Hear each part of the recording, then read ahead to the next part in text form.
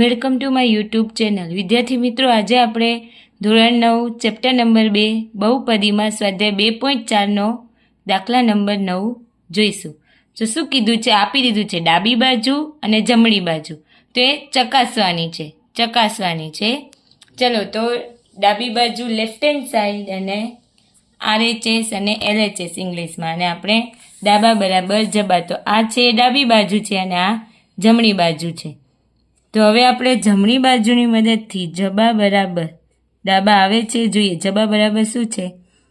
x plus Y કૌંસમાં xનો square minus XY plus Y square. આ એક નિત્ય સમ છે. એ થાય છે કે નહીં એ ચકાસવાનો છે. ચલો, આ x છે પેલું આખું આના વડે ગુણી દઈએ તો x square minus XY plus Y square. પછી વચ્ચે પ્લસ વાય અને વાયને આખા પદ સાથે ગુણી દઈએ એટલે x square minus XY plus Y square થયું. ચલો, હવે એક્સને અંદર ગુણીએ. x સ્ક્વેર અને x એટલે xનો ઘન. અહીંયા x અને x એટલે માઇનસ x સ્ક્વેર વાય. હવે આ x અને y સ્ક્વેર એટલે પ્લસ XY સ્ક્વેર. હવે પ્લસ પ્લસ પ્લસ પ્લસ થાય x સ્ક્વેર વાય થશે. હવે પ્લસ માઇનસ માઇનસ x એક જ છે અને વાય સ્ક્વેર અને પ્લસ પ્લસ પ્લસ વાયનો ઘન. જો એવા ને એવા પદ દેખાય છે x સ્ક્વેર અને વાય. હા, x સ્ક્વેર આ માઇનસ છે ને આ પ્લસ છે તો બંને કટ થઈ જશે. પછી આ x અને વાય સ્ક્વેર, આ માઇનસ x અને વાય સ્ક્વેર એટલે આ બી શું થશે? કટ.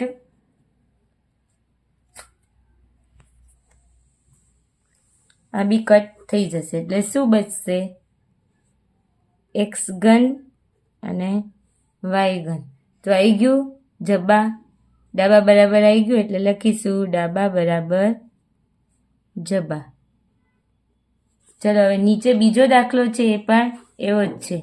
તો આપણે લઈએ જબા બરાબર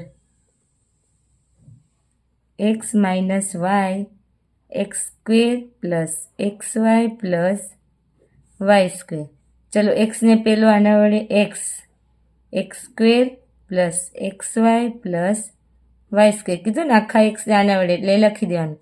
વચ્ચે માઇનસની નિશાની, માઇનસ વાયને આખા પદ વડે ગુણી દઈએ. x square plus XY plus Y square.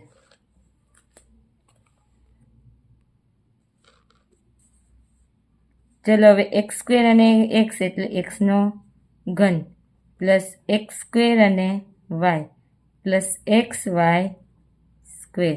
ચલો, minus plus minus x square Y થશે plus minus plus minus x અને વાય સ્ક્વેર. અહીંયા minus plus minus Y square.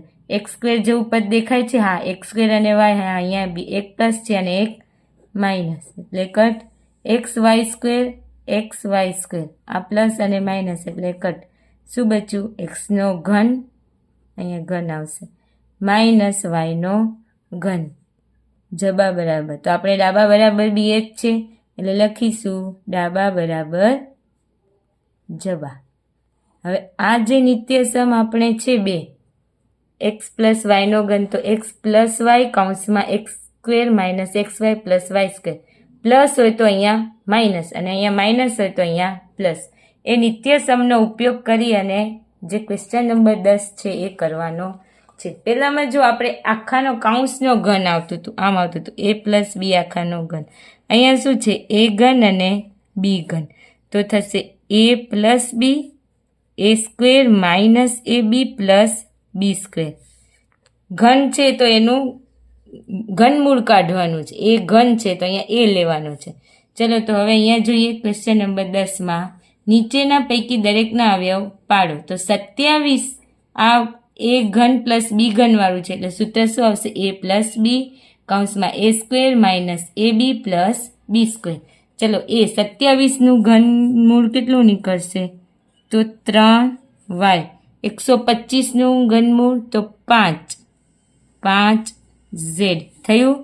હવે કૌંસમાં આ શું છે? a છે ને આ બી છે. ચલો એનો ઘન એટલે 3 એનો ઘન ને એનો સ્ક્વેર થયું, માઇનસ પ્લસ છે એટલે માઇનસ a ઇન્ટુ બી અને પ્લસ બીનો વર્ગ થયો. લખીએ અહીંયા 3y પ્લસ 5z, તો એમને એમ આવશે 9y વર્ગ, 3 પંચા 15yz અને પાયો પાયો 25zનો વર્ગ. લા એનું વિસ્તરણ થઈ ગયું. એવી જ રીતે અહીંયા બીજું આપેલું છે 64 એમનો ઘન, 343 એનનો ઘન. તો અહીંયા છે a ઘન માઇનસ બી ઘન, તો આવશે a માઇનસ બી અને પછી આવશે a સ્ક્વેર, અહીંયા માઇનસ છે તો plus ab plus B square. ચલો તો ઘન છે તો એનું ઘનમૂળ, 64નું ઘનમૂળ તો 4 એમ, 343 216 6નું થાય તો 343 7નું ઘનમૂળ થાય. કૌંસમાં એ શું છે 4mનો વર્ગ પ્લસ એ 4m અને બી 7n પ્લસ 7n આખાનો વર્ગ. આ કૌંસ પૂરો.